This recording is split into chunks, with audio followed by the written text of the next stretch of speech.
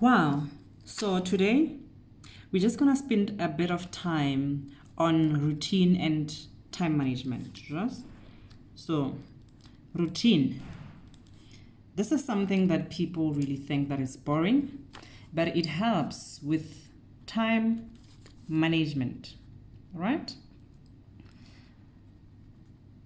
So in the previous clip, I discussed how you could better use a routine to manage your time better in order to achieve more.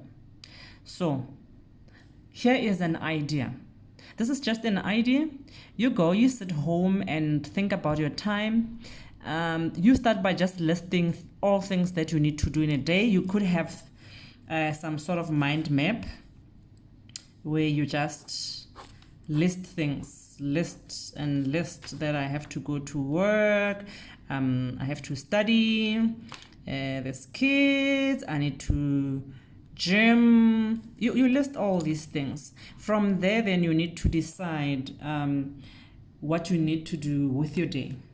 So, but at the end, when you have done all this, you try to think, where do I need to spend more time? One of the very important things, guys, is that your body will help you if you help it.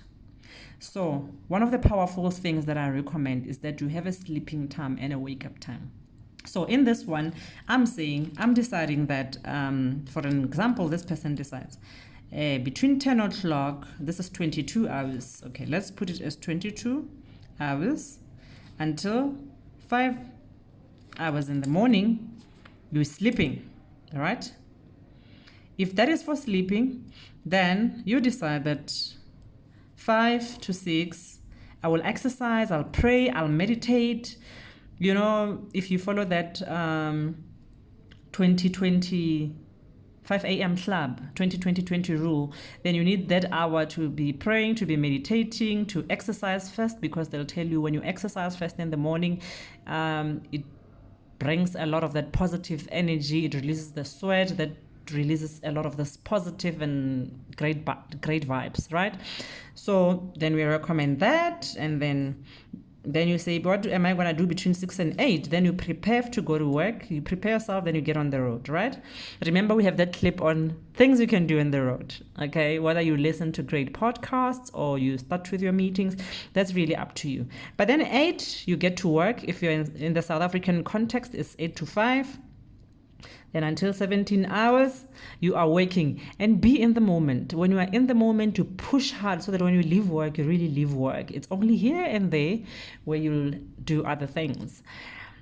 Then what happens after 5? You may have kids, you may have to cook. Let's call that self-care. Whatever you need to do during that time. It's 3 hours, guys. 3 hours is a lot to try and do all these things. You can actually sit down, you can catch a soapy there, you can relax. Then we say 20 hours to 22 hours. For other people, it could be 23 hours. It depends on what you're doing. You could be studying, you're learning something. If there's a new area at work that you want to be learning, or you are studying, then that's what you do. If you learn to sleep at 10 and wake up at 5 every morning, or sleep at 11, whatever time you decide that, even if you say I'm going to sleep at 12 and wake up at 6 because I'm trying to achieve something, it will work for you. So that's the recommendation, but obviously these things differ for everyone. You will design your own one and just make sure you sleep same time every day and wake up the same time, and be committed to that routine. This will work for you. It will help push your body.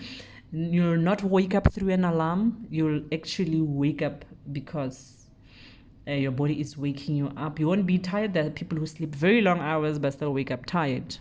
That's why. So try it out, see what works for you. Of course, you will not follow this 365 days, guys. Life happens sometimes and you have to be a bit flexible.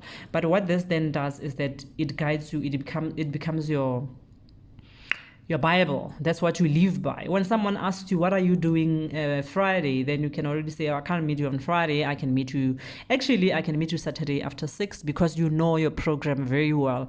Then you drive your own agenda. People don't drive their own agendas using you. That's what happens. People are effective. They are busy, not effective. You become very busy the whole day and not achieve anything. That's what happens. So this is just one of those things that I can assist you. And then you need to have a plan also for the weekend, guys. For the weekend, you decide what you want to do. You still wake up the same time. And then sleep the same time. But what we do in between, for example, we're recommending 10 to 5.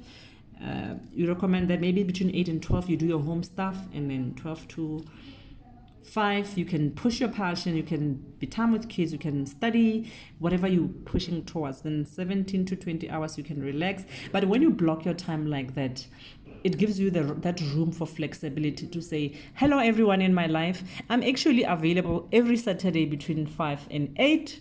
We can go out, we can do whatever, and it's your time, you're in control, you see.